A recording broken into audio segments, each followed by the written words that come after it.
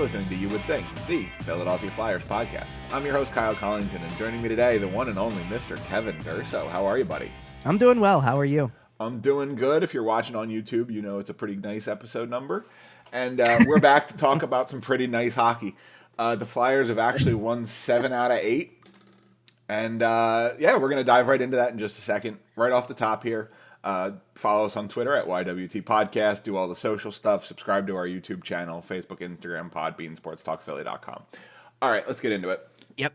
7 out of 8, with the one loss being, quite frankly, you got demolished by one of the best teams in hockey, a 6-2 loss to the Toronto Maple Leafs. But we're not going to spend a lot of time on that game because we have 7 wins to talk about, generally speaking. We started. We already started on a few of them, so yeah, we've got 3 more to talk about beyond that one. Yeah. So what do you think over this run? What stands out to you the most overall? Because I know what my answer is. Okay, why don't you tell me? Because I have like a whole little list of things to go through from this whole stretch. So primarily, numero uno is goal scoring. Okay. Yeah. The fact that this team, which could not score, first month and a half, 2 months of the season, just could not put the puck in the net at all. All of a sudden, Travis Konecny's hot. Everyone else is kind of along with him. Wade Allison's warming up. Joel Farabee's staying hot. Things are picking up. Well, because you're goal scoring department. Sure, because you're talking about a team that, with the exception of the Saturday night game that made it 7 of 8, in every other win during the stretch had scored at least 4 goals per game.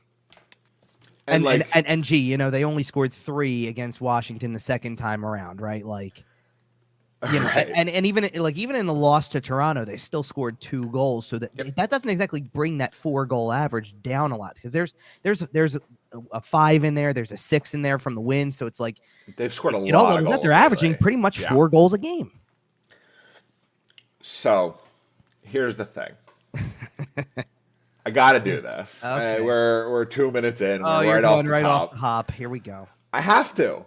Sitting here mid-January, we are recording the show on January 15th. Flyers have won 7 out of 8. Kevin. Yes. Do you remember the 2019 St. Louis Blues? Of course I do. We were doing the show then, so. The team that was last in the league, second last in the league. They were very close to the bottom. I think it was last, right? Mm-hmm. On, what was it, January 3rd? It was a little later than that. I think it was the 7th. Okay. They won a whole lot of hockey games. Off. Yes. They won a whole lot of hockey games down the stretch, made the playoffs, won the Stanley Cup. I'll never forget the game that started it all, because I was there for it, obviously. Jordan Binnington's first career shutout in the NHL, and that was the first of many wins to come. So a goalie who came up from the minor league due to some injury problems, made his debut, had a shutout pretty quickly thereafter, played really good hockey. Is this sounding familiar? It's a little bit. I think that St. Louis Blues team had a little bit more scoring talent than this one does, but I see your point. But they were pretty typically a rough and tumble team with a pretty heavy presence. Mm-hmm. Zach McEwen slots in nicely in a Robert Bortuzzo type of role. Listen. You're trying to draw parallels. I get that. It's not going to happen. This is a bad team. This is a bad team. This is not a good hockey team. They don't have offense. They don't have defense. Their goaltending is young and has had some injury issues. They're not a good team right now. But you never know. Stranger things have happened. That's all I'm saying. They're not a good team. They're not a good team. Nope. But are they necessarily a bad one? Because I don't know that you can sit there and say that this is abysmal. Like a bad team isn't going out and scoring 4 goals a game over any significant stretch, and you're now approaching. It's like the 10-game losing streak. As you approach 10 games of anything, you start it becomes a big enough sample of your season that you have to acknowledge that there's something to it, right? If the Flyers make the playoffs, does Travis Konecny win the Hart Trophy? I don't know. Or does he get robbed like Claude Giroux got robbed in 2017? Well, I knew that's where you were going with it. So, I mean, listen, because here's the thing about the entire, and this is kind of dipping back into last week without discussing the games that were last week from last week's show. Right. Because at first, like when we came on last week, and they've won 4 games in a row since the last time we did the show, right? Yep. At first, it was a lot of, well, it's against San Jose, it's against Anaheim, it's against Arizona, and it was. And to an extent, that's still true. Yep. And the game against Toronto on Sunday, stark reminder of how far away the Flyers are from being that. They are certainly not an elite team. And Toronto is tied for 3rd in the standings league wide. Right. So I don't want to just make it seem like you're pointing at that and being like, well, like, look, we all know what we think about the Toronto Maple Leafs. A lot of teams are going to lose to Toronto, a lot. Right. And playoff stuff aside with the Toronto Maple Leafs, that's a team that people would sit there and say they could contend. No, I think so. Oh, absolutely. I think they're... So, like, that's to your point. This is not a good team in the sense that this is still a relevant topic as any within the franchise. That they're not the Toronto Maple Leafs. They're not going to be some of these other teams out there that are at the top of the standings. But the game against Buffalo in response to that game, and then the 2 since against Washington, that's a little more eye-opening. That's a team that's growing. And I think it's a perfect segue to what you said. I think that the one thing that's really important here is that it's a lot of the same cast of characters that's producing. It's, as we're getting to the halfway point of the season. The game on Monday was game 41. So we were right at that halfway mark. You start to goes back to exactly what we talked about all along when it came to John Tortorella. It's his first season as the coach, and he comes in and everything's a clean slate. I don't know anything about anybody, right? Right. And now that you're halfway through a season, you start to have more information, a lot more information about certain guys, who's standing out, who's with you, and who isn't on that level yet, and who may never be. I'm going to run down some names for you because I'm going to tell you who's on that level or who's part of this going forward or who seems to be part of this going forward. Obviously, you've already mentioned Travis Konecny and the heater that he's on right now. 24 goals. He is an absolute monster. So he's part of this. Scott Lawton's part of this. Absolutely. Owen Tippett is part of this. Yep. Noah Cates is part of this. Joel Farabee is part of this. I think you're starting to see that Cam York is part of this. And certainly Carter Hart is part of it. And there's a pretty good chance that Sam Ersson is too. Okay. I would even toss Wade Allison in the conversation for that. I hesitated from putting him on the list that I wrote down, but I think that you've got the foundations of a good player. When he plays the way that John Tortorella wants him to play, he's at his best every single time. And you're seeing John Tortorella deploy him in critical minutes. And the only thing I will say, maybe it's the only reason, because Joel Farabee has kind of come along, because I remember I brought it up at some point in time, and I think the question was like, all right, you're not going to mention Joel Farabee in that group of like players who are part of this, like maybe core going forward. It's like, I'm not saying he's not part of the core. It's just this year it's hard to judge him because the injury is still getting in the way. Whether whether John Tortorella wants to use it as an excuse or not, like, oh, he can't fall back on the injury anymore. So be it. Like, we know what happened with Jack Eichel. It takes a little bit of time before you're whatever you're going to be after this surgery that you have. Absolutely. And the interesting part is that Farabee since then has probably been one of the team's best players in terms of starting to put it together. There's still things to work on, obviously, and I think that most of those things to work on are probably more away from the puck than anything. But we talked about it. It did take Eichel several months to get healthy. But with the puck, you're seeing it, and maybe no better example of it than the game against Buffalo, where he gets a bounce, just a totally favorable bounce in space, and goes, here it is. Good luck trying to stop it. Yep. And that, and granted, it's on 40-year-old Craig Anderson. I get that, but nonetheless. Right, but that brings it back to your conversation about the fact that they beat a real team when they beat Buffalo that night.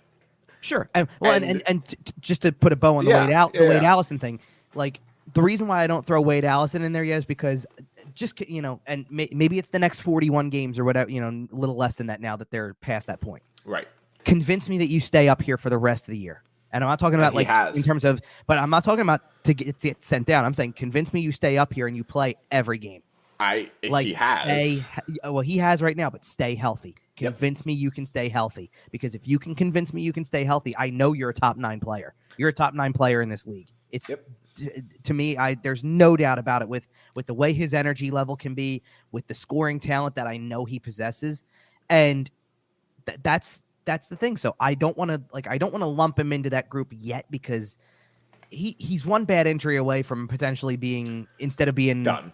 Well, instead of potentially being a guy who you start to get behind, who you say, oh, this guy's a really good like role type player. Like, you know who I almost want to liken him to?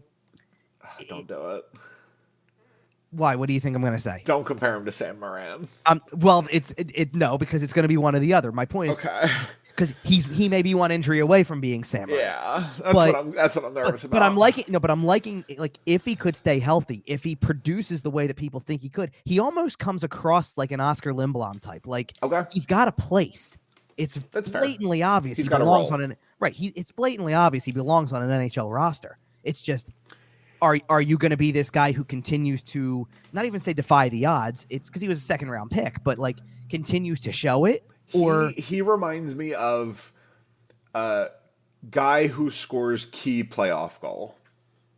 Kind of. I mean, like that's the kind of thing he's going to do in his career. Like, he's got a spot on an NHL roster for sure. But that's the thing. Like, that's the comparison. But to your point, and you're going back to the Buffalo game. Like, and Buffalo's not in the playoff picture. But they're in the playoff picture. Well, like, they're in. Yes, they're in the picture. You know what I mean? Like, they're not currently in the playoffs, right? They're not an active playoff team, but they're hovering around the picture. And what did I say last week? Right as we kind of got ready to get off the air, it was like, okay, Toronto, and then this Buffalo game, it kind of gets thrown in there. Buffalo's no slouch of a team this year, or they haven't been, to say the least. And then to follow it up, and you go play Washington twice in a home and home. Washington is in the playoffs, kind of comfortably right now to an extent.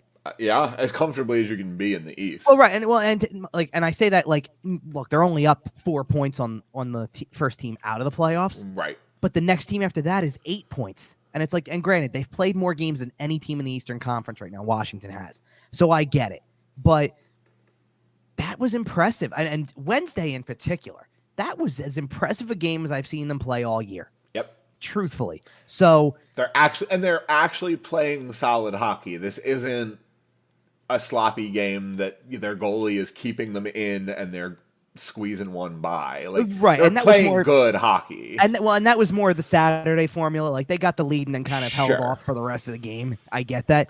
But But between the Buffalo game and the first Washington game, that's almost what's hard to believe, is just how well the team is playing. And again, I get that before that, the level of competition was probably much closer to the Flyers level of, like, in that time. They win 4 games in a row against teams that you're like, yeah, okay, they should win 4 in a row.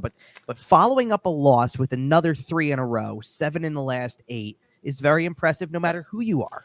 And this has all happened over two weeks. It's in all points, and it's in all situations. The power play has been good. The penalty kill has been phenomenal. Yeah, with 5 shorthanded goals this season. There was every reason, and this is a perfect example. There was every reason in that game on Saturday. Every reason they took a penalty.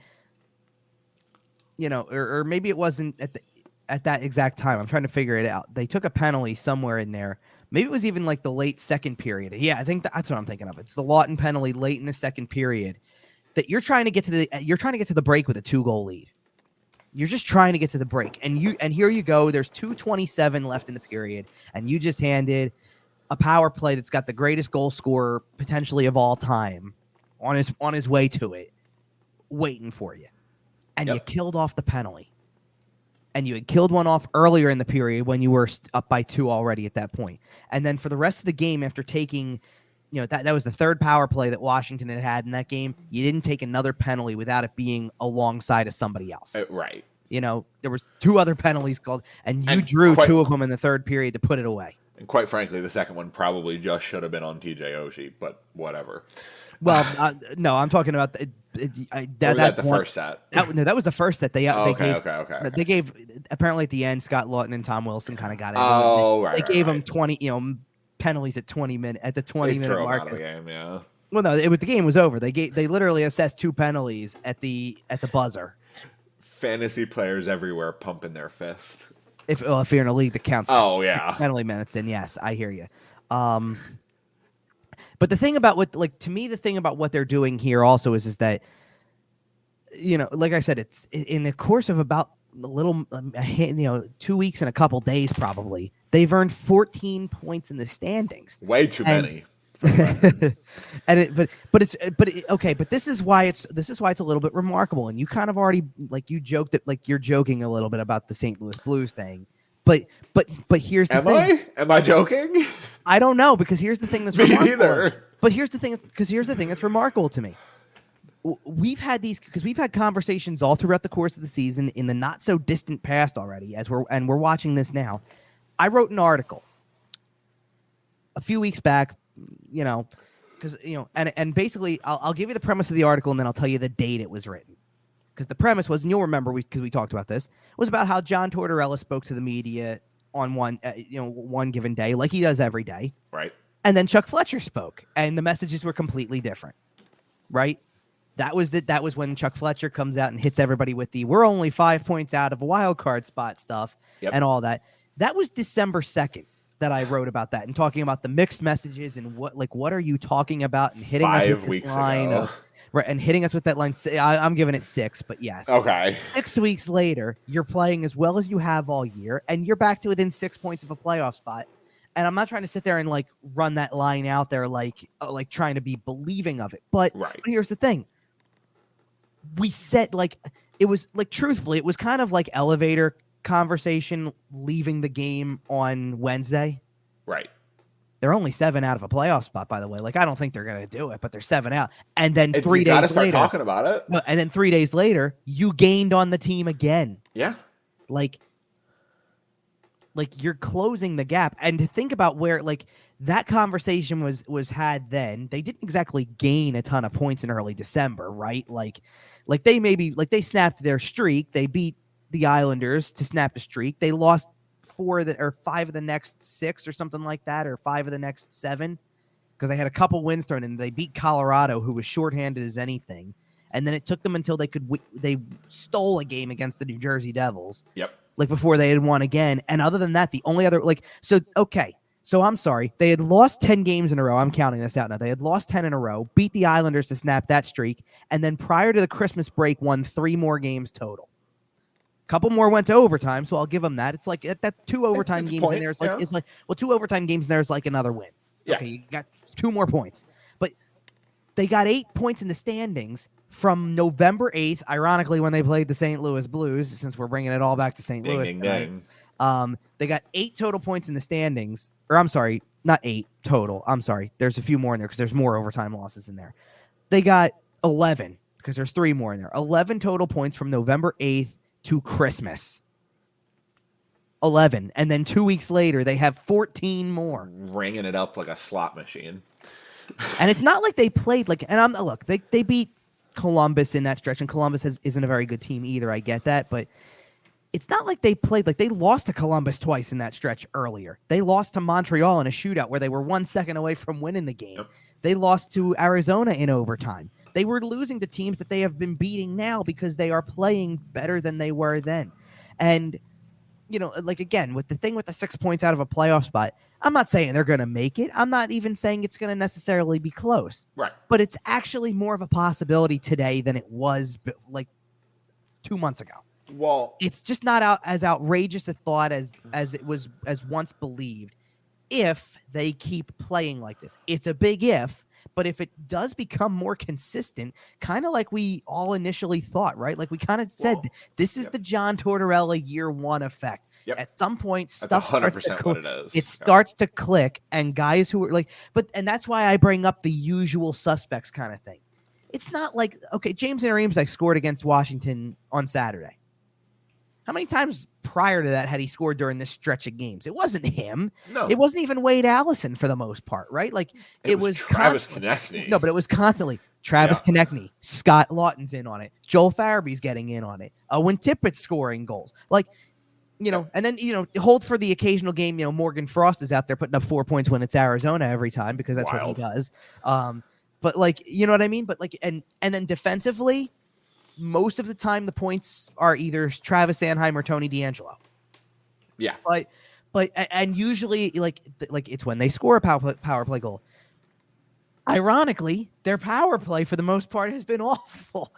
But the last couple of games against Washington, they've scored a goal, and it's the first one. It establishes from the beginning, we're here. We're going to play we're here to play a game tonight. This is not just roll over and die, and the Washington Capitals are better than the Flyers, right?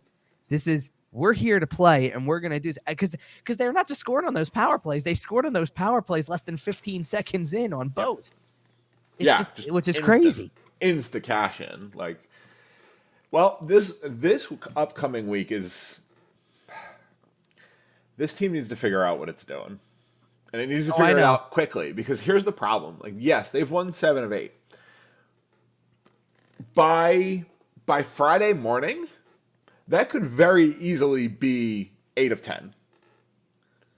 Or, what would that be? 9 of 11? They could easily be at 9 of 11 on Friday morning. I almost would say expect it. Right. Because there's the 2 games in there that they're playing on home ice, no less, against 2 of the worst Anaheim teams and in the Chicago, league. 2 teams that are actually embarrassing. Right. But here's the thing. How does Chuck Fletcher not convince himself that 9 out of 11 means they're good? And the reason they need to figure it out is because we're starting to see trade things swirling, right? We're starting to talk about some names that may or may not be available. We're starting to talk about this, that, the other. Well, and for what it's worth, if they keep winning games, he's not going to be able to trade them. I don't think that's the case at all, actually. Because no. Just hold on. I'll tell you why. To me, the deadline this year is going to get overblown when it comes to the Flyers, because to me they got 2 guys that they're definitely moving, and that's probably about it, to be honest. And I don't see that changing. I don't think that, to be honest, you tell me, and maybe this is something that, no, and seriously, with the way that they're playing right now, tell me that there's not, I'm going to go back on something that I said because earlier, weeks ago, because it changes the dynamic. It almost is going to lead to something like this, because you start to talk yourself into, are we really in this race or not? Yep. What are the odds that Sean Couturier plays this year now? Much higher. Sure, because now you're thinking about it and you're going, hey, you know what? If they get to the point where he's ready and they're 5 points out of a playoff spot, if they're adding him to the playoffs, Nikita Kucherov, and he's, even if you're adding him Nikita Kucherov style, if he's not ready in time, right? But before that, but here's a totally for James Van Riemsdyk is one of the obvious guys who's probably going to get moved, right? Yeah. Here's one of the easiest ways to defend moving him and still bringing a player into the picture that makes total sense for the situation, whether they are trying to actually be involved in a playoff race, or whether they're just kind of in the middle of the pack like they have. Expect them to be. Right. When Bobby Brink is ready to come back, don't you just replace it like James Van Riemsdyk with him? Fair enough. And say, we still trade Van Riemsdyk, but Brink's going to get the minutes. And if Bobby Brink comes in and is great, okay. And here, but it makes total sense, because you're going to do with Brink what you've done with Wade Allison and with, some of these, with Noah Cates and some of these other guys. I want to see what he is. Yep. And you should want to see what he is. And you should want to see what he is for probably, let's say, if he's not up before the deadline, then you want to see everything from the deadline. I mean, the deadline is going to hit at a point where they have played 1 game out of, I want to say it's something like 13 or 14 more games in March, and then they have 7 or 8, in April. So you're going to so if Brink came up on March 3rd when the deadline happens. Right. Wouldn't you want to be wouldn't seeing him for the final 20 games of the year make perfect sense? Absolutely. Hey, it's a 20-game tryout. You were hurt for the whole offseason. You couldn't do training camp.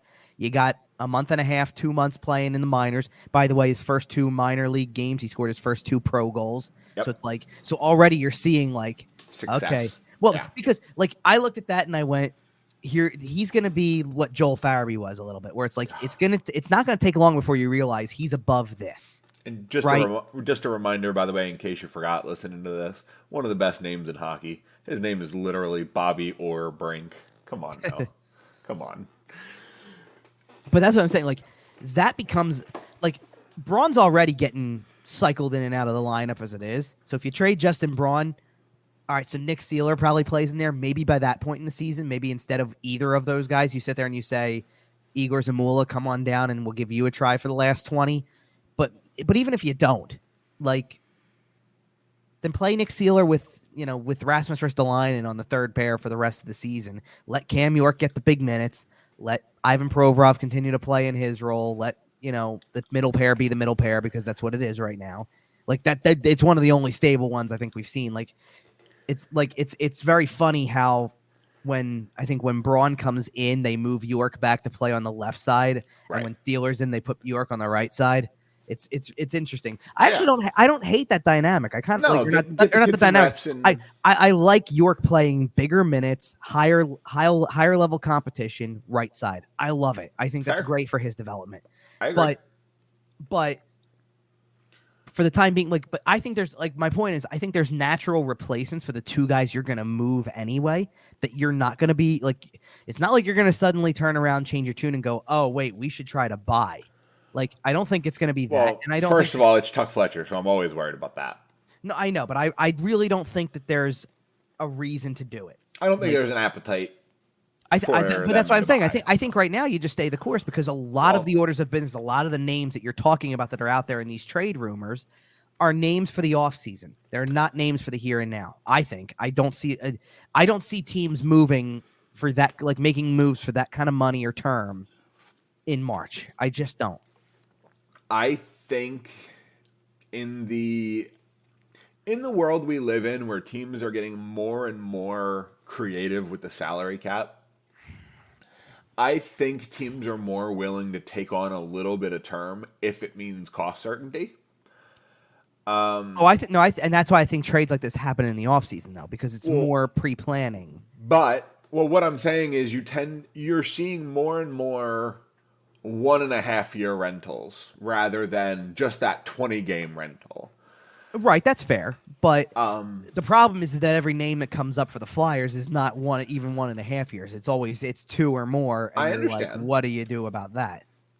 But I think if the team is truly serious about heading in, maybe not a full blown tear it all down rebuild, but a little bit of a 2 or 3 year, repositioning. Right. You can hold on to, for example, a piece of the Ivan Provorov contract. Now, and the reason I say that, if you're watching on our YouTube channel, we have the banner up. Make sure to subscribe to our YouTube channel, by the way. As recently mentioned by Elliot Friedman on a 32 Thoughts podcast, Ivan Provorov's name has come up in trade rumors. Now, it doesn't sound like there's anything concrete. Elliot said he didn't really even have a good feel for kind of what teams were calling. Mm-hmm. But it's out there, and the Flyers are listening. And Provorov has, 2 years left at 6.7, 6.675, something like that? 6.75, yeah, 6.75. Right. 2 years after this season, obviously, so it's about 2.5, really. Right. So even if the Flyers don't retain a ton, even if they retain 1.75 and get it to a $5 million for the rest of this year and 2 more. Right. That feels like the kind of thing that they could get a monstrous return for. Monstrous. It's among them, that's for sure. I mean, it's interesting. First of all, I want to address the rumors a little bit because of the fact that it's a name that I think has been kind of speculated as a would they ever consider it kind of thing, because I agree. And we've talked about this before, where there were times where we would sit there and go it's not even what is Provorov doing? It's almost to an extent, what is he talking about? He would have these moments where there was clear, the frustration is evident. Yes. And we've talked about that before, and I started to kind of get the impression late last season as the offseason approached, who knows what kind of, because we even said who knew what kind of offseason we were going to see, especially if they go aggressive. Is he a guy who they would ever consider moving? Because it sounds like everybody's frustrated here. Maybe this is just one of these things where it's becoming time. They didn't, obviously, and there's and there's an element of just even talking about this that's disappointing, and it's not because of yes. Well, and to be honest, what I'm disappointed about is going to be way more short term than what you're probably thinking of, because you're probably thinking of the overall big picture where it was, listen, 2 years into this guy's career, the fact that they never got him a partner. Well, no, I'm saying, but 2 years into this guy's career, we were sitting here talking about how this is the prototypical Flyer player who battles it out, guts it out through anything. His shoulders falling out of his arm socket, and he's crying in the locker room because they lost. Sobbing. You know what I mean? And everybody embraced that about him. And he had some great years around that year. Don't get me wrong. The thing I think that is frustrating is that the long term is that that's what he started as, and he was a 7th overall pick and all this type of stuff. And you think high expectations, things, right? I think that there's an element of disappointment in the short term, or frustration in the short term, that I think everybody wanted to see what would happen if he played under Tortorella. Okay. See if it would, because Tortorella's gotten young defensemen with high ceilings before. And he elevated Zach Werenski. Exactly. Immensely. Like Zach Werenski is a perfect example. And even to an extent, he did it a little bit with Seth Jones. Now, Seth Jones is like way lesser extent. I think the Werenski example is Werenski example is way more perfect because of the fact of, from the age comparison to they're the same player. The stages of career to all of it. And he worked on that and got him to be a high quality player, an elite level, clear cut top pairing defenseman. If Columbus was good, Zach Werenski would get Norris attention. Well, and you know what? The sad part is we'll never know the answer because he got hurt so early in the year. That's part of the reason why they're one of those teams that you sit there and you say, "Oh." I just mean in general, if they're I know. Team, he's the one getting Norris attention. No, the second that news came out about Werenski this year that he was done, their season was. But it was disappointing because a lot of people who and I've said this before about from my position, I'm just a hockey fan. Right. I go down, I enjoy watching some of the guys that come into town just as much as I do watching the team. I have to watch the Flyers 82 games a year. Have to. And, I know it's a tough life I lead. But when you watch them, you start to develop I just like the way, I know what I'm going to get every single time I go to show up to watch this guy 82 times a year or the 41 that I do at home or whatever, right? I know what I'm going to get, and I like this guy for that, right? Like Wade Allison's becoming a fun guy because you see, off the ice, he's a little bit of a goofball. Absolutely. And on the ice, he's becoming a really solid player. Yep. I feel that way so I feel like there's a fun element to him. I've always felt that way about and it was a shame because I know this is one, and I'll admit defeat on this one because this is not there's no way this is happening based on the way he's going. But I had told you last year, gut feeling, I didn't think Travis Konecny was surviving the offseason. But they gave him one more chance under Tortorella, and and again, another great comparison because Tortorella has said multiple times, I see a lot of Cam Atkinson in him. Oh yeah, from when he had him in Columbus, and I agree. I think you've got a leader. I think you've got a scorer. You've got guys. You've got a guy. I think you've got a winner. The team hasn't won yet, sure. But he's a winner. He can be. I mean, he's one of these guys who you can see coming out on the other side. I can say that much. So, but I've always it was frustrating the last 2 years to watch him, and that's why my gut feeling was maybe he just needs to get out of here because I get that. Because it was what happened to the guy that I was watching for 3 years in a row who scored 24 a year? You're I think all this guy's having a ton of fun. Well, that's what I mean. I think he fell out of love with hockey for a little bit. And he kind of talked about it a little bit after Wednesday. Yeah, that was a big thing. And it kind of does come to that. It's just tough. And it was a lot of stuff. He's always been an emotional player, and with the highs come the lows. Right, because look, we still go back to funny. We're talking about the 2019 season again. Jeez, we always go back to that Stadium series and him barking at Jake Gensel and Evgeny Malkin and stuff, right? And just yapping away because that's who he is, also. But it's a lot more fun when he's nerd. It's a lot more fun when he's in that Brad Marchand kind of mode, that mold where he's a talented scorer, but he's also a pest. He could be Brad Marchand if he wanted to be. Absolutely. Maybe. I don't want to jump that far ahead, but I know what you're saying. I get what you're saying. He can be that role on this team. Yes. That's what I mean. He's right there. A top line quality player who scores a lot of goals, but also is a pest. He's in the same mold. Absolutely. But I think that it's almost like that the opposite of that is the disappointment with Provorov, that this isn't happening under Tortorella. That he's having one of the worst offensive seasons he's had in his career to this point. Like, you know, and I think he added to it a little bit because I remember like when I wrote about the rumors, it was a little earlier in the week. So he had an assist. So he was at 2 goals and 14 points. So he's up to 15 now. But like 15 points in 43 games when at one point in time you were 13 goals and 36 points in 69 games, or 17 goals and 41 points in 82 games. That's not good, you know, like, right. Like even the 56 game season, he was 7 goals, 26 points. It's like, okay, there's a 40 point defenseman in there. Right. You know, maybe approaching 50. You saw that with like, because and look, it was impossible not to think that way. He had his 41 point season in year 2 of his career. Yep. You're like, this guy's getting 50 at some point. Then it's only his second year. He's only 20. I think that big dip in his 3rd season, I really think it was that shoulder injury. I think that bothered him that entire season, and I don't think we put enough stock into that as a city, and everyone just went, oh, well, he's bad now. No, because for that season, he was bad. I'm not going to defend it. No, but he followed that up with the 13-goal, 36-point season in the 69 games with Matt Niskanen, where it was like everything fell into place. Well, he's producing at that level, and he's got a partner who works. And since then, they've been trying to unlock that. Yeah. I also wanted to mention that is that Matt Niskanen is the only real partner Ivan Provorov's ever had. You know, him and Travis Sanheim famously did not work out. He was with Andrew McDonald for just, it felt like 1,000 years. Right. I get you.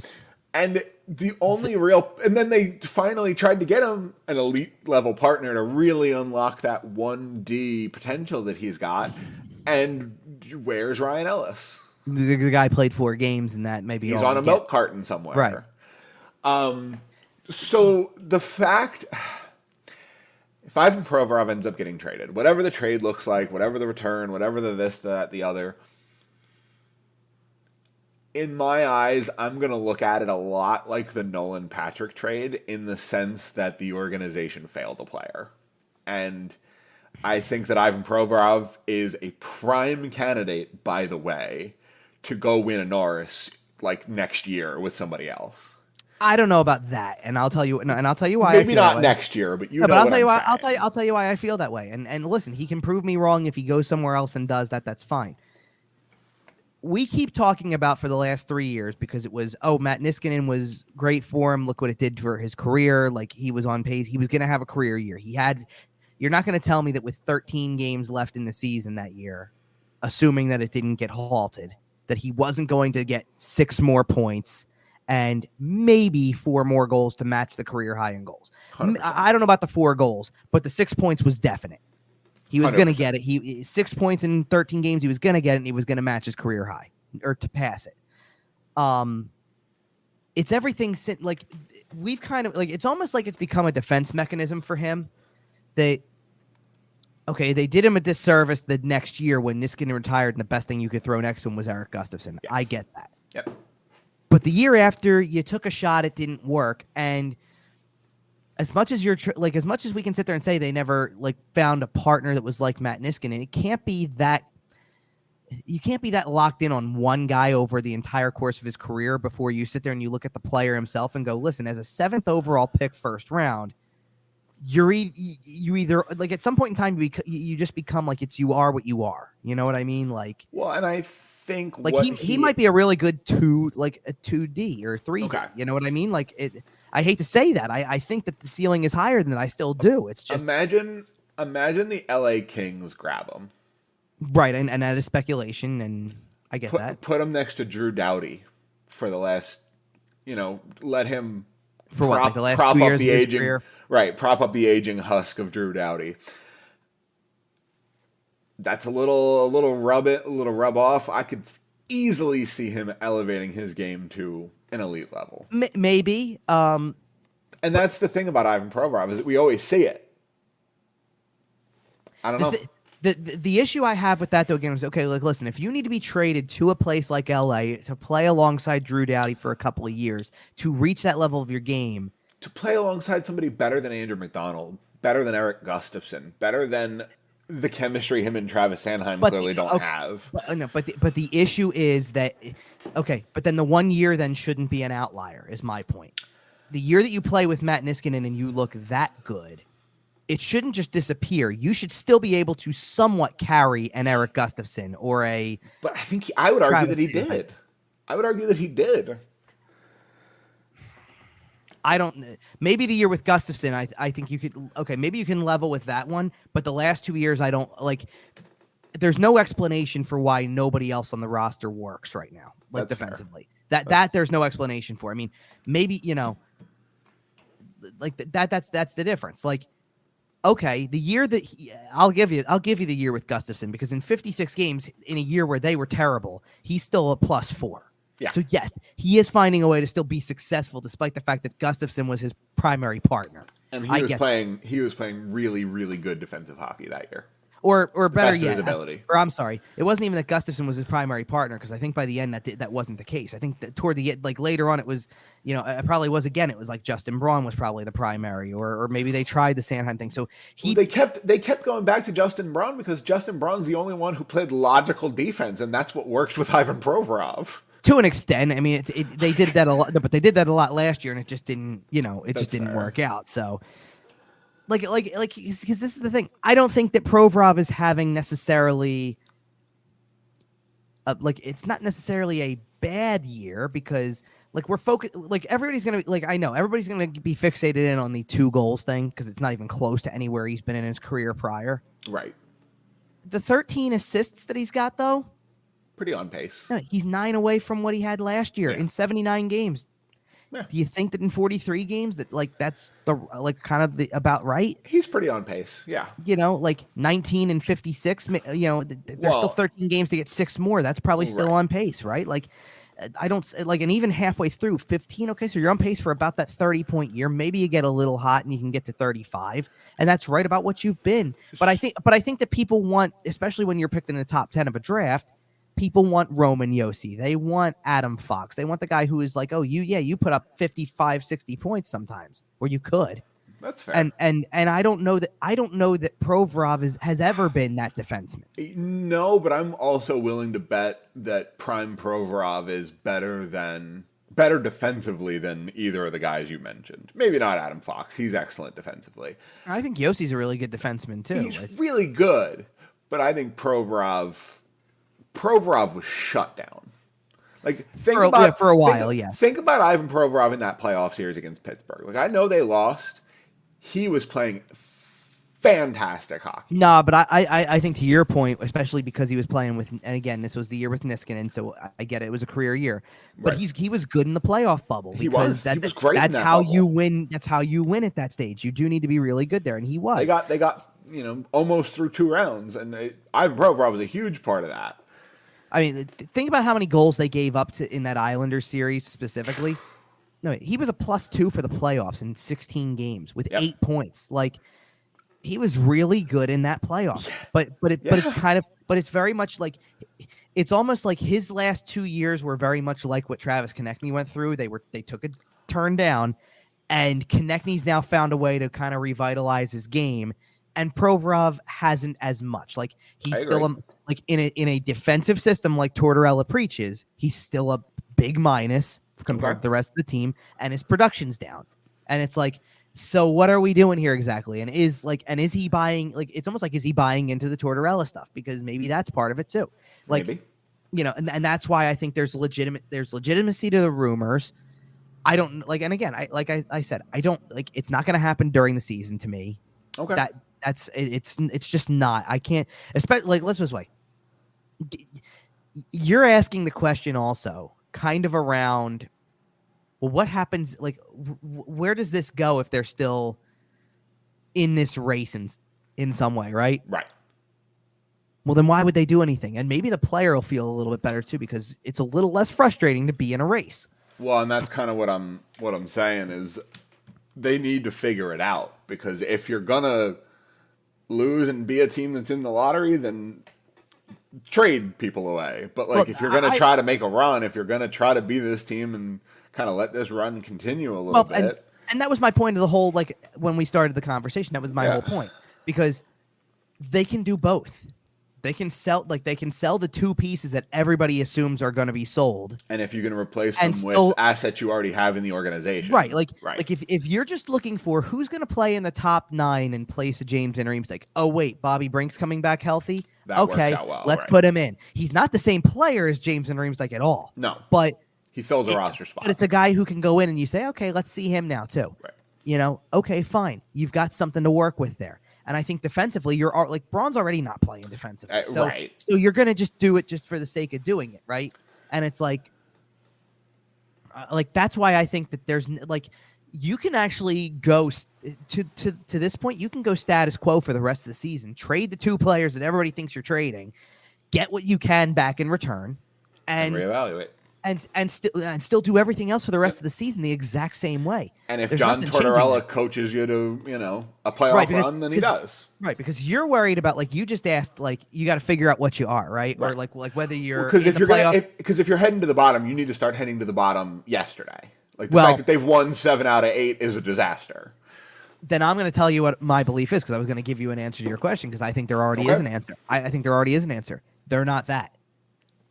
They're not lottery. I mean, it just is what it is. And what you listen. I think the goaltending is too good to be a lottery. We've been talking about it, but if this team had league average goaltending, and I'm talking in terms of goalie quality, not numbers. Right. If this team had league average quality goaltenders, they would be much closer. They'd be pretty terrible. But something else clicked beyond the goaltending, though. That's the other. Oh, no, I agree. Like they were still getting that goaltending. They got off to a 7-3-2 start, and were still pushing for third place, like third in the. But they'd be in the lottery ranks. They'd be losing 6-5 instead of winning 5-3. That's kind of what I'm saying. Yeah, I hear you, but my point being, just they were there, even with the goaltending that they had. Right. It's stuff has changed. They've structured things better so that the goaltending isn't leaned upon like it was. They're scoring a few more goals, which creates more cushion. There becomes a certain there comes a certain point in games when as it plays out in front of you, you hit a point of realization where you're like, they're winning this game, right? There comes a certain point. I love that you just switched that banner because that was I did a radio spot before the Wednesday game, and I got asked that very question. At the time it was 5 of 6. Is this a good thing? Is this a good thing?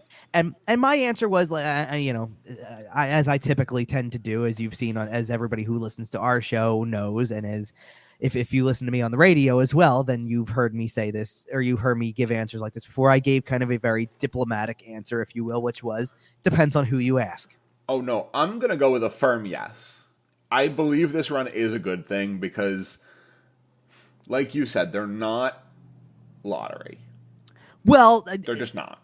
But they could have been at some point, I think, which is why my answer was depends on who you ask. Right. If you asked people at Christmas time, and that was the thing, that was the last time I was on the air was for State of the Teams, and my answer was kind of they haven't put anything together. There's no guarantees that they're going to even beat a team like Arizona when they come home, or Anaheim or whatever. There's no guarantees. We haven't seen them play them yet, and they've lost games to the likes of Columbus and Montreal and teams that are down there, right? They had already lost to Arizona that month in overtime. Right. So they had lost to San Jose in October. There was no reason to believe that they were going to go out and beat these teams like those teams, like the lottery teams that those teams are. There was no reason to believe it at Christmas. So the thought was, what's the state of the team? It's just not good because everything is still terrible. Well, because they're playing the way they are. They haven't made any changes in any area yet. It's almost like, what are they waiting for? Do you really think it's going to get any better? And then the irony is that they come back in 2 weeks, and 2 weeks since it has gotten better. So I even said, my answer was is this a good thing? Was depends on who you ask. If you ask anybody sitting in the front office right now, it's a good thing because winning saves your job. Right. Straight up. It's a business that's run on winning, and they are winning games. So as long as they're winning games, there's not really a reason to change anything, is there? Kind of, right? Well, it's a good thing to the coach because the coach gets validated for everything he's putting into this, that it's a developmental process. It's going to take some time. And now they're at a point where they can feel good about themselves. And he said as much, which is great. I think this is the point that you really want to make, which is it's a really good thing for the players to see this and experience it. Yes. Which I agree with wholeheartedly. Right. So we've talked on this show before, and you have been a big proponent of the fact that bare bones, tear it all down rebuilds don't work, or they take too long, or whatever. You're vaguely against it. I think I know what you're getting at, because my point typically is that you can't just rid yourself of 20 guys on a roster. There's got to be somebody, right. And it maybe the majority do go, but like there's got to be 5 people on a 20-man roster that you sit there and you say, I can work with this. So if you're how do I work? So if you're not stripping it all the way down, if you are going to keep a large portion of the roster and kind of not work around the edges, like they're still making major changes, but you know what I'm saying. You're not you're not trading Scott Lawton, for example. Sure. Then you cannot poison the room. And if they're not going to be a bottom 5 team, if they're just going to win enough games to just keep them in the blah, blah, blah, a run like this, 7 out of 8, is good for the boys. They get to have some fun for a couple weeks. They get to take the sweat off. They're not dreading showing up to the rink every night. And for the long-term success of the Wade Allisons and the Joel Farabees and the Cam Yorks and these guys that are young and we expect to kind of see the rebuild through, for their long-term mental health with the team, for lack of a better term, I think it's an incredible thing. So I'm gonna bring up kind of not 3 points, but it's 1 point that's gonna have 3 3 bullets. Well, kind of, because it's gonna be over the sequence of time because. So I didn't didn't attend the game against Toronto on Sunday because I kind of was just feeling a little off. I was tired, and there was not to mention the fact that there was an Eagles home game being played 3 hours before puck drop. That I kind of was like, you know what, is tonight the night to deal with this? Probably not. So I stayed home and I just watched the 6-2 drubbing from home. Nice. But the Arizona game I went to, and I went to the Washington game this week. And they won both games, played really well in both, very convincingly, right? And the room was fun after it's over. They're like, the music's going, they're having a good time, there's some jokes being thrown around. Like, the boys are having fun. Like, you can sense that, right? Let me just give you a story here and I can't take credit for it because I don't do the road games. Some of the other media do, like some of the more localized road games. I don't think many of them go like. Not many of them went West Coast. I can tell you that much. Fair. But Charlie O'Connor tweeted this after the game was over because he was at the game last night in Washington, right? Goes into they go into the room, and I'll read the tweet because this shows you this is a team that's having some fun. So the Flyers are playing "I Miss You" by Blink-182 in the locker room after the win. As the media came in, the PR lowered the sound just before Tom's verse began. Patrick Brown and Scott Lawton yell out, "What are you doing? That's the best part of the song." Like, personalities come out when you're having fun. You're winning, right. And when you're winning. When you're losing, everyone goes to their locker room, gets dressed, and goes home. Mm-hmm. Yep. And that's kind of what I'm saying, is if you're going to have a long-term success with any of the guys in the room currently, you have to make sure that we're not dreading showing up to work every day. Right. Which, because here was the thing, if you're asking the question, like, is this a good thing, right? Yeah. The answer is yes for every aspect of the organization. Now, in some cases, and I was very blunt about it when it came to the front office, because it's like, yes, winning 7 out of 8 literally keeps you employed. Right. I get that. And then there's the fans. No, but John Tortorella doesn't have to worry about employment this year. No. So winning 7 out of 8 just validates his tactics of it, right? Well, and he's trying to make the playoffs, I'm sure. Like, I know he's doing his process thing and blah blah blah, but when you win 7 out of 8, you got to start thinking about it. I don't think he is, though. I think and I'll tell you what I mean by that. They're not going to talk about it for anything. Tortorella doesn't look at the standings, or at least he says he certainly doesn't watch the All-Star game. Yeah, that was fun. Didn't you like that one? That was a fun one. That was fun. But either way, but it validates the way he goes about it, right? The way that a Tortorella team turns out, especially as a year goes on, when they buy in like that and all that type of stuff. And like we said, for the players, it's just about a feel good thing. Like and Tortorella said that the losing wears on you. So you absolutely deserve to feel good about yourselves. But it's a fine line between getting too high and coming to work. Like you still have a lot of work to do, but you can't get too high up on the fact that you've won 7 of 8. You hear that, kids? You can't get too high and come to work. I love how you put that. But like I said, so it depends on who you ask with this question, right? Because I think that most of the fans would say, no, this is not a good thing, because two and a half weeks ago, like I said, 2.5 weeks ago, before they came back from the holiday break, they've earned 14 points in that time. So they had 29 points. Do you know how many teams have fewer than 29 points right now? Most of them. No, fewer. I'm sorry. Not a lot. 3. Yeah. Not two, many. No, 2 of them have 28. So I'm not sitting here trying to tell you that over the course of that time, 2 of them are coming to town this week. No, and I'm not trying to tell you that over the course of that time they weren't going to win, period, or get a game to overtime or something, right? Like 29 points, you could have talked me into over the course of the next 8 games out of the break from that 29 points that they would win 2 and maybe get another 2 to overtime. I could have been talked into that, and they would have gotten 6 points total. So then let's put them at, what would that be, 35? Then they're still right there with San Jose, and Arizona probably has fewer games, and there's a game in hand, so it's like being like 2 back or 3 back or whatever it would be. Like you'd be competing with the same teams if it was the same pace, right? Like if they would have gone out and won 2 games, let's even give them 1 out of the other 6 in overtime. So it's 5. Then you're tied with San Jose, 3 up on Arizona, and 6 up on Columbus and Anaheim. And Anaheim, you're going to play twice because you're going to play one more time. I'm sorry, but maybe that game wasn't a win. Like, what if you lost that? What if that was the overtime loss? Right. So they gain a point on you. So they're not at 28; they're at 29 or 30 because they won the game. You know what I mean? For the standings, this win streak is terrible. Absolutely. But that's the point, because but at the same time,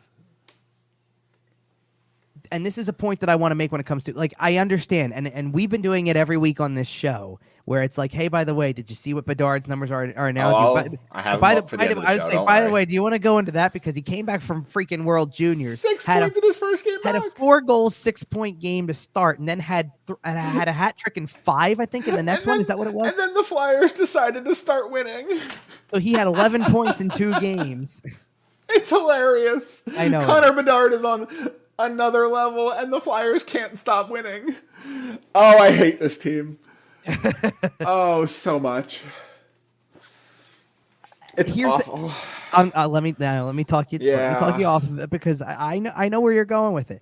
But okay, let's talk about somebody else instead. Let's talk about somebody else who impresses with point totals too, right? Okay. Because there's another player who does that today. We're not waiting for him to be on an NHL team. He is on one. Okay. Connor McDavid is now. They've played 45 games. They've played 45 games. He's got 83 points. Stupid. And 37 goals. Okay? So we're pretty convinced. Best player in the world, and maybe there's another level for him, right? Like, he keeps getting better every time we think he can't get better, right? He's starting to do the Sidney Crosby thing. Like, remember that year Sid went, I'm going to win faceoffs now. Went and took 5 million faceoffs and then never lost a faceoff again. Connor McDavid did that with goals this year. Kind of. I mean, he's nearly a goal per game, and he's 7 points shy of 2 points per game. And it's crazy because he likes knocking them out early, too. I feel like every time I check an Oilers score, it's like first period. It's 3-0 after the first period, and McDavid has 2 points already. And it's like, what are you, just like getting your work done early so you can take a break? Like, you're actually feeding right into my point, which is great. Insane. Okay, because you're feeding into my point. It feels like the kid is playing Be a Pro on Rookie, playing the first period, scoring a bunch of goals, and then just simming the rest of the game. Like, it's insane. Because like I said, you're feeding right into my point here. Okay. So McDavid's ridiculous. 83 points, 37 goals. It's only been 45 games. Like stupid. Like it is stupid. Stupid. It is very much playing be a pro on rookie mode. It yes. is. He's straight out of a video game, right? Yep. Where are the Edmonton Oilers in the standings? I believe they're outside the playoffs, aren't they? No, they're in. Oh, are they in? Okay. They are in the last wild card spot. Okay. Which means that the best player in the world by himself doesn't equate to a division title and being a team that gets a more favorable playoff matchup. Like you realize who they would play today if the playoffs started, right? They'd play Vegas. Do you think they'd win? Honestly, maybe. Collectively as a team. Like, honestly, maybe. I don't think they'd have a chance, and I'll tell you why. Here's the thing. It's Connor McDavid. I hear you, it's McDavid, and I hear you, it's Draisaitl, and I hear all that. I still look at the rest of the team, and I say, is goaltending still a question mark? It is. It has been. Okay. You defensively, I know Logan Thompson's been good this year, but you can say the same thing about Vegas. Especially, a guy with no NHL playoff experience. Fair, but at least to this point, it's equated to look how good their start was and look at where they are. Vegas might win. I think that series goes at least 6. That would be fair. I understand that. I'm not trying to say most first round series, because of how evenly these teams are grouped together, usually are tougher. Yeah. My point is that McDavid on the best team or being the best player in the world isn't making his team better than, if we're being realistic, 24-21. Right. That's fair. They're 3 wins more than losses, and you've got the best player in the world putting up nearly 2 points a night. And it doesn't mean that you win majority of your games. Like Vegas is 28-14-2, and I sit there and I go, so you've won 12 more games than you lost. That's really good. I can level with that. Yeah, by the way, any misconceptions about Vegas coming back and being a good team, they've put those to bed. I think that there is an element of that team that is well coached, obviously. Oh, yeah. There's a whole bunch of irony to that, because the division winners, and I know I'm not going to stick on the All-Star game for long here, but the division winners, the division leaders at the All-Star break or at the time of All-Star voting. Okay. Their coaches are named the coaches of the respective teams. Right. So Jim Montgomery, who used to coach in Dallas, is going to coach for the Atlantic because he's coaching in Boston. Right. Bruce Cassidy, who used to coach in Boston, is going to coach in the Pacific because he's coaching for Vegas now. That's hilarious. At the time that the thing was done, Pete DeBoer, who's coaching in Dallas, who used to coach in Vegas, is going to coach for the Central Division. And the only guy who's been with the same team for the entire time is that Rod Brindamore is coaching the Metro. Hilarious. But 3 coaches who each used to coach the other teams in a crazy triangle effect. That is ridiculous. Cue up the Always Sunny meme of all the the forensics there, right? Right. Like of how this, we're crossing all of our lines here, where this coach who used to coach here, who's also leading their division, is now going to do this here. Like that's the thing. Oh, that's good. Because not to go and do a whole, although this is a good segue for the upcoming week, because the Flyers do play the Boston Bruins on Monday afternoon. Not to make this whole Bruins thing, but people were upset when Cassidy got let go there. It kind of made no sense. No. And yet Jim Montgomery's come in. They've been an outstanding team to this point. Obviously, they're the best team in the league, almost starting to approach by a mile. It's stupid. They're on historic pace. And I love it. I love how they bounced back. They lost. They just lost. It's ridiculous that I'm even going to say it this way. They just lost their first game at home in regulation since last April. In early to mid-January. Stupid. And they came right back and won a game in regulation against Toronto to extend their division lead. Gutted up to win that game, too. Yes. To extend their division lead to 11 points. And their lead on anybody else in the league to 9. It's crazy. And There's a lot of league-wide stuff to talk about with that, because that one regulation loss that they hadn't had on home ice all year long came to Seattle, who is by far the surprise team of this whole season. I mean, Dave Hackstall is firmly in the Jack Adams conversation. Oh yeah, I mean it has to be at this point. He might be the favorite. They just completed an NHL record 7. They swept a 7-game road trip. Yeah, which is a record. No team in NHL history had done that before. It's crazy. It really is. So, and it's the scary part is that they're sitting there with 56 points, so they're tied for eighth overall league standings wise. Yeah. And they've got 2 games or 1 or 2 games in hand on just about everybody else that's in front of them except for Boston, where they could easily, with those games, pass Dallas, Winnipeg, Vegas. Like, they could be better than all of those teams potentially in the standings. They could be a top 5 team. It's crazy. And that puts Seattle, by the way, firmly into that Pacific Division race. I mean, how good is Matty Beniers? Come on. I could have told you that. He's picked him up in fantasy, baby. Waiver wire pickup. How? Well, you don't play in a league with as many teams as I'm used to. No, and it was also 4 or 5 weeks ago at this point. I picked him up kind of right as he was really starting to cook. It's interesting how he's like the guy that you're paying attention to now, but like they've got other guys who have put up really good offensive numbers all year long. Like, oh yeah, I know that. I know. I lost to Yanni Gord last week. I know. There you go. Yeah. I mean, it's stuff like that. So, but like not to try to like I know we were doing a little bit of league talk there, but is it a good thing? I know everybody wants them to be in the lottery. I know everybody wants them to have the shot at getting one of those pieces. Look, at the same time, the World Juniors ended. Yep. And Cutter Gauthier went and played on that outdoor rink in Fenway because he plays for Boston College, obviously. Scored a really nice goal as if to say, like, I'm still here. I'm still a really good college player, and the Flyers have him. Right. You still got me coming. I'm on my way. Like, well, and you know what? This is the reason why I want to talk people off the ledge a little bit. You can get the lottery ticket. You can get Connor Bedard. You can get Adam Fantilli. You can get one of these other guys. You can get Leo Carlson. You can get Matvei Michkov. Yeah, all of them. We can mention all of them. It doesn't mean it's going to work. If you got all of them, it would probably work. At least that's impossible. But you could get any one of them and think that you're like, oh, this is the type of guy that they need to turn around.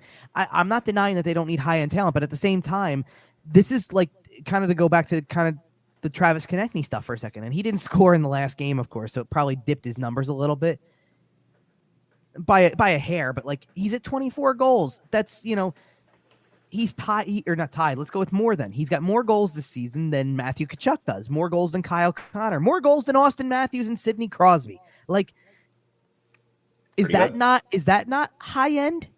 It is. Is having, the number of points that he has, and he's not in the top 25 in points right now because, it's 46 is what it is, but he's also played fewer games than everybody because he was hurt. So to be at the point pace that he is he's on a better pace than guys like Stamkos and again Crosby and again Matthews and he's on a better for you. He's on a better point per game pace than Ovechkin is. Important question for you. Yeah. Rest of this year, 2 more years left. Travis Konecny has $5.5 million. Yep. Does he survive the rebuild? Man, that's a tough question because here's the thing. If they're entering into it right now, he's surviving it for now because he's giving you top line quality. Right. Well, right, but if you're trying to rebuild, depends on how rebuildy they're trying to go with it. I'll do you one better. Because the answer doesn't lie in what he does. Okay. As they bring guys up, and maybe it's a Cutter Gauthier down the road, whatever it may be. How much better is he going to make everybody else? If he starts making other guys better, then therefore the build is going to go faster, and he'll survive it as a result. Okay. But if this becomes stagnant, if this becomes we're just spinning our wheels, we're not getting any better with this guy, and he's got an affordable contract, you may have no choice. But that's kind of what I'm thinking. But like for now, he's surviving it because there is an element of like his play right now is probably making Noah Cates a little better down the middle. It's probably making Joel Farabee come back like and be on this because Farabee, we said, is on a little bit of a hot streak right now in his own right. It's probably helping when you're playing with Travis Konecny. Konechny's out there on the power play with and Lawton's out there, so probably is helping Scott Lawton a little bit. The shorthanded goals, like Konechny never played, and that's another thing, by the way, that helps you survive a build. If Konechny was nothing more than, hey, I can score 25 goals and I'm on the power play. If he was the offensive version of Ghost. Right. But I'm useless on the penalty kill. You can't use me. Then, yeah, maybe there's a little bit more incentive. But now he's playing all situations. He's real, like... He's developing into a well-rounded hockey player. He's developing into the top liner that people maybe thought he could be in that career year. Hey, did we just positively use the Flyers and developing in the same sentence? It doesn't happen often. Hey, we got to take our small victories. Golf clap for that. Hey. Okay. But again, my point, and it is a small victory, but my point exactly kind of with everything is, we can look at a McDavid or what Bedard's going to be for a team and say, okay, you can get that guy first overall. You got to win the lottery. And here's a guy who's going to put up 100 points a year, right? I'm sure. I get it. Or, you can also be a team that is one of these teams leading their division that just always seems to find the right guy, right? Like, you can be the Boston Bruins, who are on this tear that they're on right now, obviously, this record pace year that they're on, and say it's all about the usual guys like Marchand, Bergeron, Pasta, and you're right about that to an extent. But you could also sit there and say, what happened, and he's not playing right now, it's a shame actually, but what happened to Jake DeBrusk that went from, I want out of here, to this is working? What happened when you acquired Pavel Zacha, who just got a contract extension, that he fits in now? What happened when you were able to suddenly take a guy who looked like he was 1 foot out the door into the retirement world and made Nick Foligno a reasonably valuable player again? How does that happen without getting some things out of people that you don't expect? And how does David Krejci come back from a year off? Not off. I know he was playing in the Czech league. To come back and just be an elite second line center. Well, sure, but I like it. But I like, and that's to an extent that's not a great example because of the fact just that how old he is. Well, no, not talking about yours. I'm talking about Boston's not a great example because a lot of the guys I just mentioned. Although, I mean, Zacha was a high draft pick. Zacha went 1 pick before Provorov on it. So that's an interesting case. But okay, let's take a team like Dallas, who's right up there too, having a really good year. When was Jason Robertson drafted? Third round? Second. Okay. But you're talking about a guy. That's what I'm saying. You're talking about a guy who everybody passed on, and he might be like the second or third best player out of that draft when you look back on it, right? Like sometimes getting the first pick doesn't mean you're getting the best player. That draft is a perfect example. The Flyers drafted second and got Nolan Patrick. Kale McCarr, Miro Heiskanen and Kale McCarr went right after that, right? But even a guy like I said, DeBrusk is coming into his own a little bit now. Or a year ago, that was a situation that was going to end in the guys getting traded for pennies on the dollar because he just wants out, right? And he was drafted mid-first round of the same year we're talking about with Zacha and Provorov and Konechny and guys like that. And that was a good draft. It was a really good draft. That draft is aging really, really well. But think about the spots where a guy like Matt Barzal went, or where Kyle Connor went. Oh yeah. They didn't go in the top 10, and they turned out to be league stars. Yep. You can still pull it off without picking in the top 10 per se. You just got to know what you're doing, kind of. Now, granted, if the run is looked at as a bad thing, like you're sitting here going, oh, it's a bad thing from the fans' perspective because they're not going to get the layup pick. Right. I get it. But that, listen, as far as and maybe that's a reason why it's not a good thing for the front office, because it means you got to work now. It means you got to know what the hell you're doing when the draft rolls around. Well, right. But that's what we've been talking about, right? We've talked about the fact that finishing 12th in the conference and picking 15th doesn't do anything for you. You need to be drafting in the top 10, preferably towards the top 5, to really get that impactful high-end talent that turns your franchise around and turns you into a sustainable winner. There's an exception to what you're saying. The issue is the Flyers don't have that luxury anymore. Like the here's the truth, because here's the truth of it. If the Flyers would have had draft picks, and they kind of did to an extent, like that year that they went to the playoffs and were in the bubble and they go 2 rounds, you're starting to think that with the way that Joel Farabee looked, the career year that Konecny had just had, Couturier was still young, Hayes looked good, and they're all like in their mid to late 20s. Konecny was younger, Provorov was younger, like that kind of thing. But you almost sat there and you went, now's the time. Not even that now's the time. You went and you looked and you're like, you can bridge that gap from Giroux, Voracek to Konecny, Couturier. You can do what the Dallas Stars did. Right. Like Dallas didn't need Jason Robertson to be anything more than a project out of the early second round because they had time. They had Seguin and Ben that were leading the charge. And when Robertson was ready, it's like, okay, now he just seamlessly fits. I mean, it's worked out with other forwards that Dallas has besides that. I mean, Dallas has other forwards that they've kind of... Like who? Like who, Kevin? Can you name any Dallas forwards?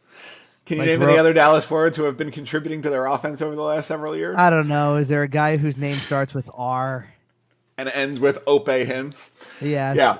That's a good one, too. I agree. But I was also just thinking, like... But even guys like Ty Smith, Ty Dellandrea... I'll give you one who I think has had a solid little year and he's really young. So but Wyatt Johnston. Yep. Like Wyatt Johnston's been great. Like there's a guy who you sit there and you go, that can be the next wave too. Very well could. I mean, now and listen, sometimes you also have to bridge the gap in another way, which is grab a Joe Pavelski who grabs the 19-year-old, 20-year-old, whatever, Robertson's how old? 23. So he's, when Robertson's kind of just getting started and he's 21 years old, right?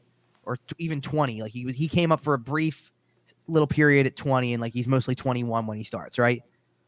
Don't you want somebody like Joe Pavelski to walk you through the process of this is what it's like this is what it's like to succeed, to be a professional, to succeed, to win, to go and be part of this league. And listen, you've got the talent to be something big, so go with it and run with it and do all the right things and it'll come to you. The Flyers lost the luxury of being able to bridge the gap of Giroux and Voracek. They lost it. They're falling in the chasm between the two eras for sure. Right, which means that now you're stuck left trying to figure out who even survives the current era because there is no former era to go off of. It kind of just is the current era, right? Right, we're in, whether we like it or not, we are in the Kevin Hayes, Travis Konecny, Ivan Provorov era, Travis Sanheim era. We are, because those are the guys who have been here for 3 or 4 years. That is the core. That is kind of what your whole team bases around. Right, and listen, here's the deal, but it's part of and that's why part of it is you're gonna have to work harder now as a front office to make that happen because sure, if you're the team that's caught in between it, kind of like Ottawa was, let's say, then you need to go through the process of we got a bunch of top 10 picks because you got to build it faster than that because you're gonna sell everything off and it's.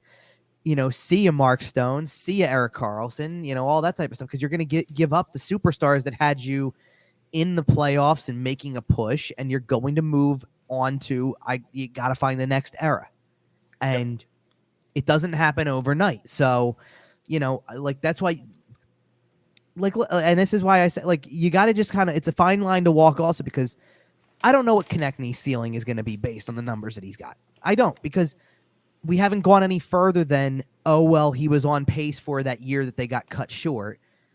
And then he had the two worst years of his career. And now he's bouncing back with the 24 goals and 46 points. And is red hot right now. Right. To this point in the season. And think about it. He's doing it at a pace that's not like halfway through the year. He's only played 37 games to do this. Right. Well, and his pace over the last 3 weeks, like over this win streak, he had played 10. He was on a 10. He was on a 10-game point streak where he had 20 goals or 20 points. Sorry, 20 points. Lunacy. 12 goals and 20 points. Connor McDavid numbers. Right. So he was doing the 2 points per game thing. Right. And I totally get that. But I don't know what that is yet. Like I'm getting this, like I start to get the sense with some other guys because I don't think there's going to be because they don't go on tears like this, where they're the best player in on the night, right? Right. Owen Tippett's got 20, 25 goal potential. We can see that. He's up to 13. He's up to 13. They're halfway through a year. He should hit 20. And the kid can rip a shot. Right. But you got like there's also an element of it that and notice that there were players I didn't mention as part of the who's part of this, who's not kind of thing. One of those players, Morgan Frost, because I don't know the answer. You're halfway, certainly he's having a career year this year because the bar wasn't set high. He had 5 goals and 16 points in 55 games last year for the highest marks of his career, and he's going to surpass the 55 games because he's been here the entire year. He's got 8 goals. He's got 20 points. That's nice in about half. And listen, if he can turn into it's interesting with Frost because I sit there and say if he can turn I was about to sit there and say based on the halfway points of the season numbers, if he can turn into pushing 20 goals and 40 to 45 points a year, it's not elite. It's not what he was hoped to be coming out of the draft from what he was producing in juniors, but it's modest. It's fair for where you hope the next step could go. But then, there's always caveats with him, I think, because I sit there and my point being, he played the Devils in the first game of the year and had 3 points, I think, or 2 goals, one of the two. So here's the thing. And he's played the Arizona Coyotes twice and had 2 4-point games. It's like half of your point production can't be the season opener against the Devils with 2 goals, 1 into an empty net, and 2 4-point nights where you get 8 points. Well, and here's the thing is when you're going through a rebuild, when you're kind of in the position the Flyers are in where you're looking to the future, you're looking at a goal year. And let's say for the Flyers, the goal year is 25-26. Right. That's when they want to be an elite team and start making the playoff push and blah, blah, blah. And you go and you look at your roster in 25-26 and you fill it. And your wish list. And it's not necessarily with player names, but you say okay, first line, I want one of my wingers to be a 40-goal scorer and I want the other guy to be a 60-assist guy. And you start, kind of piecing your roster together. And on your second line, you expect this kind of production. On your third line, it's hard to tell where Morgan Frost fits into that hierarchy if you're looking with kind of that 3-year view on it. Right. And in fairness to what you're saying, there's probably only Konecny feels like the only forward right now that fits into any window of a top line picture. I agree. Now, and I think I think this was something that Charlie tweeted. So I do want to make sure that I shout it out because it's a reasonable thought. And this was early on in what Konechny's been doing. It was pretty early on, but the thought the idea was the way he's playing. What if the last 2 years didn't go the way they did for him? And it's almost like that as he went, the team went to an extent where it's if they could have played better and he's producing at that rate and we weren't having what if I wasn't sitting there asking the question about my gut feeling says he's going to be moved because change of scenery seems likely, right? Right. If that doesn't happen over the last 2 years, is Claude Giroux still a Flyer? And Sean, if and I say I'm not trying to talk about that it all centers around Claude Giroux, but the point being that Konechny naturally supplants Giroux as a point guy. That you instead. Because if that doesn't happen, the window stays open. Well, right. Okay. So no, but here's the thing. I want to give you 4 scenarios that were given that maybe changed the dynamic around the team, which was if Konechny's last 2 years go way better and he's this player then, and he's still this player now, the development never, there was no dip and then he's got to come back to it. Right. Do you ever consider, not consider, but is the Claude Giroux trade something that doesn't end up happening because you're a better team? Yeah. Do you look it kind of also fell on the, if Couturier didn't miss all the time with the back injuries and things like that too. Like, if those two things don't happen, do you even make the Claude Giroux trade last year, or do you look to bring him back? And if that doesn't happen, are you more involved in, hey, let's bring in Johnny Gaudreau now because more pieces fell into place? Like, then you're sitting there talking about a top line, more aggressive as a team. Then if you're talking about a top line where everything played out the right way, where you go, look at the way Konecny plays, look at the way Couturier plays when healthy, obviously, and throw Gaudreau in that, and now Giroux naturally falls back into a lower role. Sean Couturier would look massive on that line with those two wingers. Sorry. What, with Gaudreau and Konecny, if that was the case? Yeah. But that kind of brings an interesting dynamic into it, too, because what if Joel Farabee starts to pick it back up and be the player that's top 6 material that Him and Claude Giroux are the wingers on that second line. No, that wasn't even what I was worried about. Oh, I'm talking about the team in the here and now because, again, going back to what we said about Couturier, do you start to feel like maybe you and maybe the player too? I don't want to take this completely out of Couturier's hands. Do you start to feel the urge to, hey, there's something going on here, and I might be able to help? Yeah, and they know he can help if he's able to play. I agree. So do you pursue that? Because I know what we said a month ago, or early December, or into December. Sure. We were sitting there saying, if you're still in the spot that you're in now with the way that the losing streak is going and all that stuff, shut it down by March. Turns out winning 7 to 8 changes a lot of that. Because now all of a sudden you're sitting here saying, hey, you know what? If he got back in early February, mid-February, and has 2 full months to work with, which is probably going to amount to, I don't know, could be 25 games, maybe 30, somewhere in that range. Is that enough time for him to make an impact and still have, depending on what the race looks like, obviously, but is that enough time for him to make an impact? And again, and then here's the thing. I kept saying replace, if you trade James and Riemsdyk, you're replacing him with a guy like Bobby Brink, maybe. Well, what if you're replacing him with Sean Couturier? You know what I mean? Like, what if he comes back and that's the replacement? And the only thing you're doing is subbing out one guy for another. And I'd call that an upgrade in most scenarios. Because there's even an element right now, like the forward lines have not changed for a bulk of the 2 weeks, really. Even the line of Nick Delorier, Patrick Brown, and Zach McEwen has given you good minutes, real good minutes for a fourth line, truthfully. Like, good forechecking, staying active, preventing anything from going the other way kind of stuff. So that when you throw out, I guess as it is in its current, like, I know that probably the main line, because I'm going to assume the main line is Konecny, right. So Konechny's on a line with Cates and Farabee. Right. So that when you throw out Frost, Van Riemsdyk, Tippett, and when you throw out the group that remains, which would be your Hayes, Lawton, and Allison. Yeah.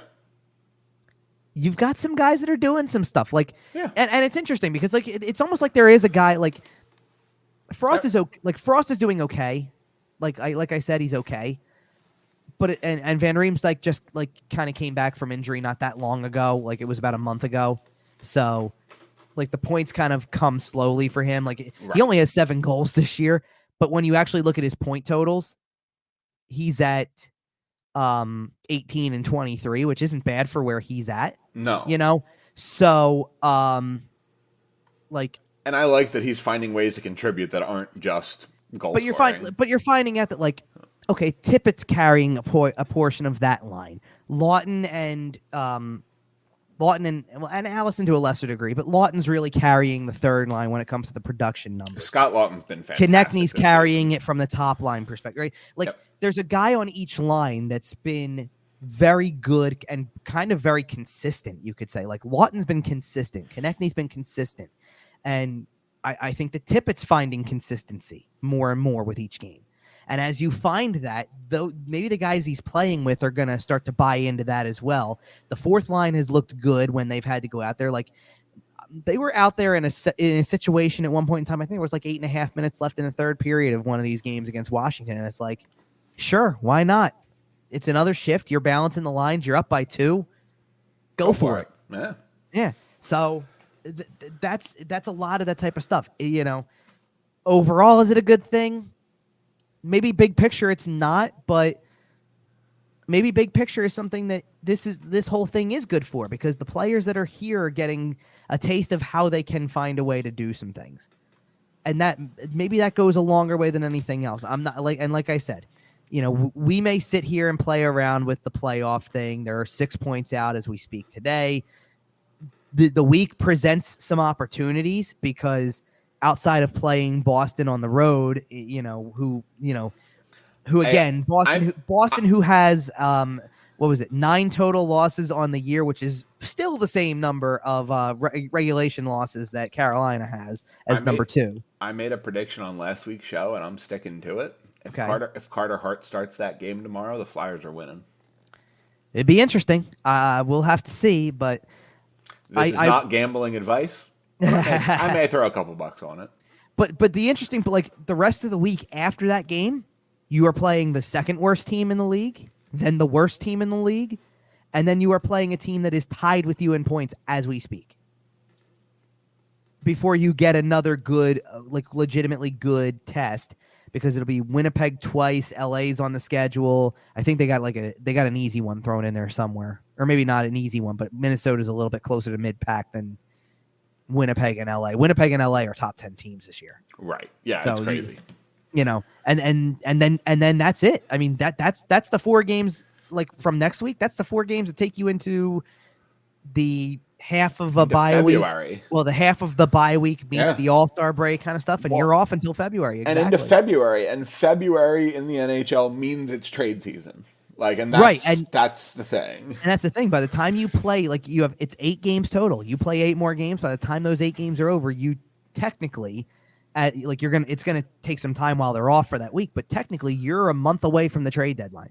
And if something crazy happens and the Flyers get 13 points out of this 8-game stretch somehow, I don't think it's likely. Don't get it twisted. But if they somehow do something like that, go get Brock Besser. I don't know. At a certain point, I don't know who you'd have to trade to make that happen. No, that's the thing. Fair. Because I don't think they want to trade certain young pieces. They're not going to trade a prospect and things like that. They're not trading Bobby Brink. Well, let's be real. This again. This kind of goes back to something else, because if Brink comes up and you try him, or whatever, you still got Tyson Forster molding down there, and that's a conversation for next year. Well, just in terms of trade chips, there's always Jay O'Brien, who may or may not be hanging out wherever Ryan Ellis is. Who may or may not be, may or may not be signed. We don't even know if that's going to happen yet. Wild. But you've got guys hanging out down there that could be of help too. Don't make it seem like there aren't guys in the minors right now that could be. Because let's put it this way, another player that people are going to talk about down there that will probably eventually find a place on an NHL roster is Elliot Desnoyers. Yes. Not a top line guy by any stretch, but a guy who you can kind of get behind and be like, yeah, he can do something, And you never know. He's a bit of a project. He's, taking his time. He'll come up. All right. One more thing before we get out of here. John Tortorella's doing John Tortorella things again. We heard his comments last week about the All-Star game and how he doesn't even watch it. This week's drama is the fact that he has banned iPads from the Flyers bench. Now, if you've watched an NHL game over the last several years, you will often, during a broadcast, they'll cut to the bench and you'll see players, on an iPad, watching a replay of the previous, going over some tape, talking to a teammate. Hey, next time we got to do this, that, little strategizing. Yeah. John Tortorella felt that it was distracting. He felt that guys, were paying too much attention to the replay and maybe not enough attention to the game and losing focus on the game in front of them. And he was worried about people potentially not being ready for shifts because they're messing around on the iPads. Yeah. And he has banned them on the bench. There's John Tortorella doing John Tortorella stuff. Listen, when you've won 7 out of 8 and the iPads have been banned for a decent chunk of that stretch. So the first time that this gets mentioned was noticeable during Wednesday's game. Let's make that clear first. Right. But it got mentioned or talked about a little bit after that game. and where Tortorella actually said we took the things off the bench and all that stuff, because you got to love the way that John Tortorella talks about a player sometimes, because he can almost compliment you and insult you at the same time. King of the backhanded compliment. Absolutely. Because here's Exhibit A for that then, because I'll read the quote that starts this whole thing off, and we all laughed, because when he said it, you had to laugh at it. Because he goes, the thing about, and he's talking about Konecny, so he goes, the thing about TK is he screws up a lot, but it just doesn't bother him. And you gotta love how it's met with that. Like, he screws up a lot, but it doesn't phase him, which is good. Like, he goes out, takes his next shift. That's huge, blah, blah, blah. We don't want him to worry about anything other than the next shift. I think, and he mentioned it, like, in his detailed answer there, he mentions how Konechny's one of the players who used the iPad a lot, or would always be reaching for it, kind of stuff. And I get that. Travis Konecny seems like an iPad kid. Here's the thing. I know that the perception says old school torts being torts. This is what it is, right? His reasoning was actually very fair. Yes. First of all, these are things that happen in most, pretty much every sport. The iPads are available. It happens all the time. Technology has made sports. Yeah. Sure. But there's a difference between being a quarterback in the NFL and saying, I got to go back and watch that last play where I threw an interception because did I miss something? I want to correct it. And oh, by the way, you have time. Right. I have the entire defensive drive. Right. You have some time to kind of dissect that one play, grab a coach and say, let's talk this over really fast, because I'm off for a couple seconds. Right. Go get the receiver who was affected by it. You got time. Right. Well, and in fairness, coaches don't have time in the NHL for that. Right. In the NFL, there's 7,000 coaches. Right. First of all, it's the head coach, it's head coaches, the head coach, coordinators, and when your offense coaches, when your offense is out there, your defensive coordinator ain't doing much, or vice versa. Right. Right. The offensive coordinator is going to be able to talk to you. Exactly. The thing with breaking down a play like that in the NHL is everything moves so quickly. And it's always fluid motion. Like, you're trying to, if you're coming to the bench and there's no stoppage of play necessarily when you get to the bench that you can sit there and go, I'm going to grab it and watch it. And that's where Tortorella was kind of coming from, where he's like, listen, I want you to be ready to go, whether it's a minute and a half from now, maybe it's 30 seconds. I might say next shift, you're going. Right. Be ready for that and stay engaged in the game, because, and to his point, it's not about stay engaged I need you to pay attention at all times. It's to every detail of the game or what play is happening. It's understand where the momentum is. And I actually thought a great example of it was in Saturday's game as they take the lead in the second period, because when they get the first goal, when Tippett sets up James and Reemsdyk for the goal that gives them the lead, they scored 49 seconds later. It was probably 2 shifts later, though, because there was a recognition, keep the foot on the gas, keep applying the pressure. You've kind of got them out of sorts right now, and it led to another goal really quickly, and they were buzzing like that for a while. And I don't know that there was anything that could have happened in the first 5 minutes of that period where you go to the bench and look at a play on an iPad and say, I can figure out, oh, we've got momentum or we don't, I think that instead you just had to watch and go, look what they just did to score that goal. And then the next group out had a great shift and nearly scored on theirs. And it's keep it going. There was another one out there to be had, right? I think that it was a great way to look at it. And of course, everybody's going to, I don't think there was anything that was really crazy about the, what Tortorella said on Wednesday. But when it was brought up more and in kind of that controlled setting, like Friday, when it's a practice, when he goes into way more detail about things, you hear him talking about how it's going to be a tough sell to get him to look at something. We need, and all this stuff. I'm not trying to make it seem like technology, everybody thinks technology is great. Sometimes it is. But sometimes it isn't. And I think this is one of those times, blah, blah, blah. Right. Yeah. He gets asked the question about how it fuels the perception of him. And before the question could even be finished, again, this was Charlie who asked the question. Before he could finish asking the question, you got I don't give a flying what. Actually, maybe you don't know what, because it wasn't the word that usually follows that one. But I don't give a flying what how I'm perceived. it's just my job to coach the. In case you didn't know, right now, I actually like the way he followed up the answer, because like he's sitting going, if I'm trying to make everybody happy and worry about how be perceived a certain way, it's a tough way to live. Yeah, like you can make a judgment on me all you want to, but I can't worry about it because I got to be locked into making decisions to help the team and all that stuff like that. But again, like when he followed up on it more, and it's like staying engaged in the game, keeping the energy level up, just understanding the flow of the game, and I really liked when he talked about, like, again, when he said understanding flows of the game and understanding momentum swings, and that's the biggest reason to take them away. He had a line in there that was, if we are fortunate enough to play in big games, they're magnified even more.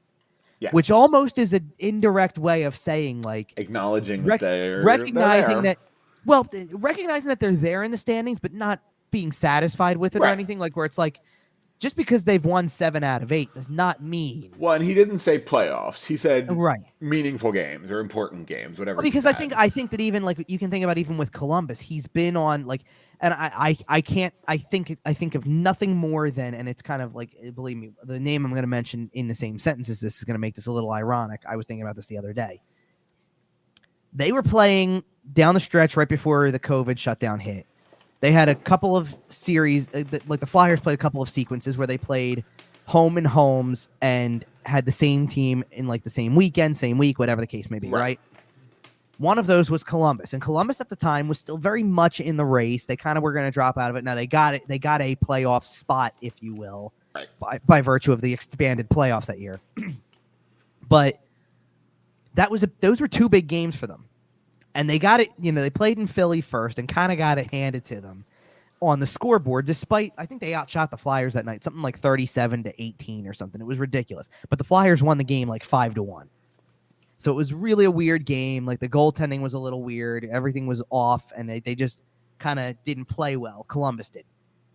And then they played at home against the Flyers in the back end of that. And the game got to overtime. The Flyers were down 3-1 at one point. They erased the deficit. And then go into overtime. And they win the game in overtime. And I distinctly remember the Columbus broadcast having a clip of the bench, the Columbus bench, afterwards. And Tortorella's watching as the play goes on. And as soon as Kevin Hayes scored the game winner, there's the little footnote that makes it kind of comical or ironic or whatever. But as soon as it goes in, Tortorella just drops his head almost as if to look at the situation where it was like, we were up 3-1 in the game. Up 3-1 in the game. We let that slip away. We still have a shot in overtime, and we gave that to him too. Yep. Like just as if to like look and go, we didn't recognize the situation in front of us where this was a big bounce back game. We were doing the right things going into the second, third period, whatever case may be, and we didn't finish the job. Yep. That kind of stuff. Right. And that's the thing, right? Like, yeah, I think Tortorella has the right idea. Right. So I think but that to Tortorella is a big game.